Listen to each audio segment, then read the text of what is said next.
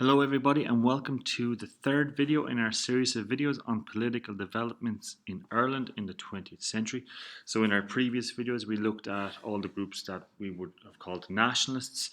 So nationalists, that's people who wanted Ireland to have its own parliament in Dublin and to be self-governed. But today what we're going to be looking at is we're going to look at the British political system, and we're going to look at those people in Ireland who were opposed to the nationalist aims. These people were known as the Unionists. As always, we begin with our learning outcomes. The first learning outcome, you should know the two political parties in the British political system. Second learning outcome, you should know what the term Unionist means. And our third learning outcome is you should know two reasons why Unionists wanted to stay in the Union. So in Britain, there are two houses of Parliament. The first is known as the House of Commons. The politicians who work in the House of Commons are elected by the people. They're only men voted at this point because women hadn't won the right to vote yet. So there would be a local election, and you would vote for somebody in your own area or constituency, and they would represent you in the House of Commons. Politicians in the House of Commons, they would be responsible for introducing laws, for changing taxes, and for discussing issues related to the country. The second house was known as the House of Lords. These people were not elected. They were either appointed to the House by the King or they were handed the title down by their father.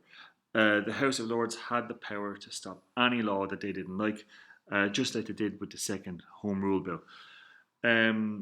So now, in England, at the time, there are two major political parties also. These two groups had different views on how the country should be run. The first group we're going to look at is the Conservative Party. So the Conservatives are generally concerned with keeping things the way they were.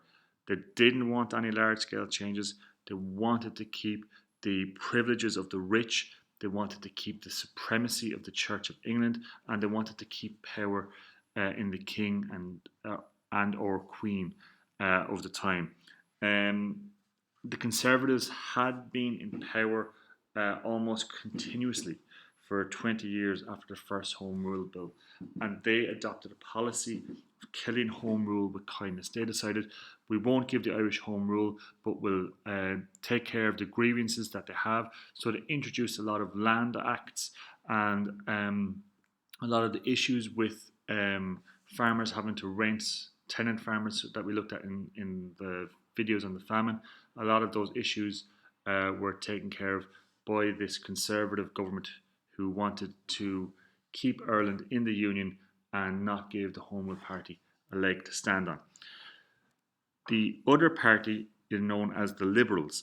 And the Liberals had tried to bring in the Home Rule Bill in 1886 and 1893.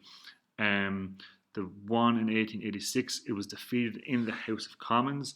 What happened was a lot of the people who were part of the Liberal Party joined the Conservative Party over the bill. They weren't happy with it. So the Liberals lost a lot of support after 1886. So they abandoned some of the old policies and they became more aware of the social problems in the country. And they wanted to bring in stuff like old age pensions now. They wanted to bring in job placement organisations and worker compensations if someone was sick. The problem was the Liberals were not in power for, as we said, nearly 20 years after that first Home Rule Bill. So Home Rule was not on the agenda. The Conservative Party and the Unionist Party, as we will look at, were tied together, blocking Home Rule. The Liberals weren't interested in bringing in Home Rule, so Home Rule at this point was not on the agenda. In 1906, the Liberals finally won the election, and they won it by a large majority. So they didn't need anybody else to help them form a government.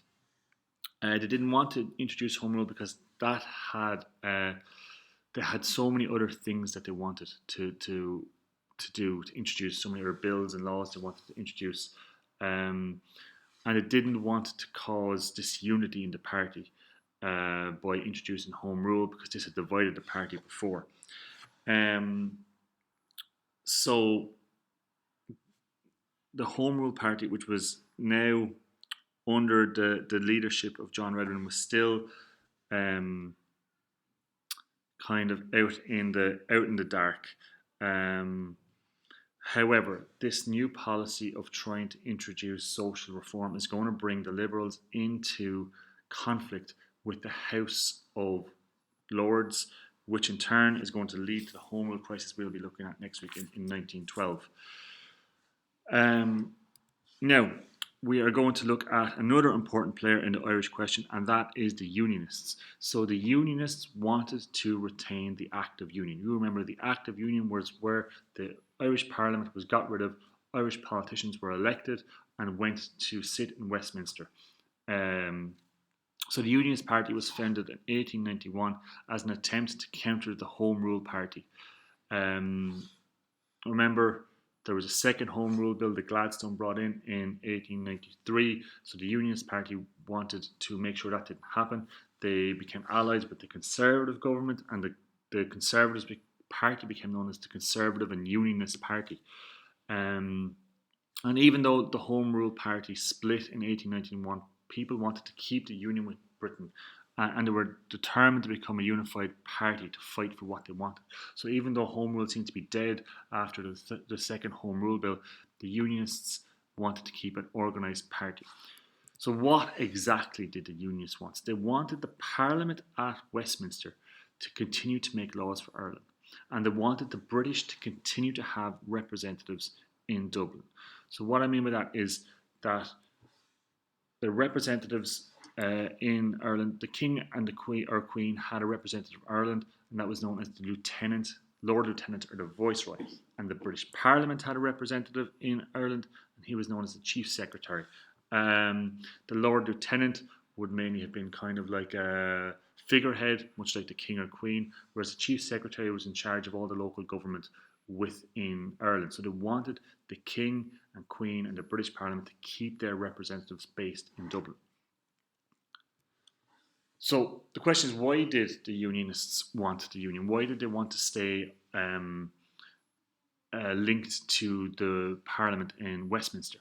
One of the big things was that many of the supporters of the Unionist Party were Protestant, and they were afraid that if Home Rule was granted, the new Dublin Parliament would discriminate against Protestants because they were only 25% of the population of the country, whereas if they were in the bigger whole of the United Kingdom, then Protestants make up the majority of the population, whereas Catholics are a minority. So they didn't want to become the minority group. They felt they were afraid they would be discriminated against. They had a saying that Home Rule is Rome Rule, referring to the Pope in Rome. So that was one of the big issues. Another big issue was Unionists. They had their strongest support up in this section of the country, in the province of Ulster, particularly Derry, Antrim, Down and Armagh would have been strongly Unionist counties. And this area of Ireland, it mainly traded with Britain, and it was quite an industrialised part. It was the most industrialised part of the country, so they were more prosperous. They had got success underneath the Westminster government. They had big shipbuilding industries where ships like the Titanic were made. They had a thriving linen industry. So the people in the north of Ireland got rich because of their relationship with Britain. So they were afraid that if Britain were no longer in charge of the day-to-day running of the country, that the Catholics in Dublin would kind of throw a spanner in the works and wouldn't help them to still be as prosperous. So finally, we're going to look at the leaders of the Unionist Party. So the first leader was Edward Carson. This man was born and raised in Dublin. He is a Southern Unionist. There wasn't a large portion of them, but he was a Southern Unionist. He wasn't born in Northern Ireland. He wanted to keep all of Ireland out of a home rule system. He became the leader of the Unionist Party in 1910. He was a lawyer. He was famous for having prosecuted Oscar Wilde successfully in England. That's what he was most known for, but what he became known for was becoming the leader of the Unionist Party. Another leader of the Unionist Party was James Craig. He was a wealthy Ulster businessman. He had a real talent for organisation, as we will see when he organises the demonstrations that happen. So these two men are going to be at the forefront of the Home Rule crisis that we're going to look at next time. They are the two leaders of the Unionist Party. So, to refresh our learning outcomes, you should know the two political parties in British politics. So, you should know the Conservatives and the Liberals. You should know what the term Unionist means. You should know that they want to stay in union with the United Kingdom.